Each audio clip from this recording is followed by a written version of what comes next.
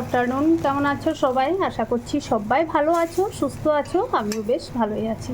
কি ভাবছো যে দুপুরবেলা গুড আফটারনুন বলছি আর রুটি বানাচ্ছি? রুটি না, অ্যাকচুয়ালি পরাঠা বানাচ্ছি, আলু পরাঠা। এই যে আলুর পুরটা বানিয়ে রেখেছি, এখানে সব পুর ভরে রেখেছি, পরাঠা করব। তো আমাদের জন্য রান্না হয়েই গেছে।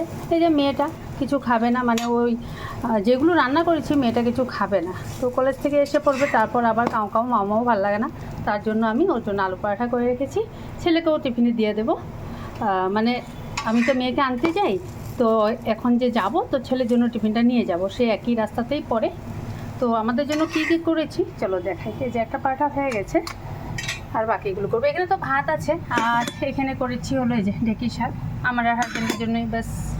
আর এখানে করেছি মসুর ডাল দিয়ে একদম চাল কুমড় দিয়ে শুকনো শুকনো করে একটা তরকারি করেছি।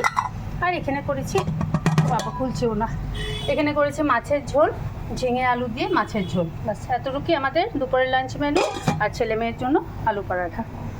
তো ওই যে এগুলো বানিয়ে নিই এখন। তো সবাই ভালো থেকো, সুস্থ থেকো, দেখা হচ্ছে তোমাদের সাথে নেক্সট ভিডিওতে।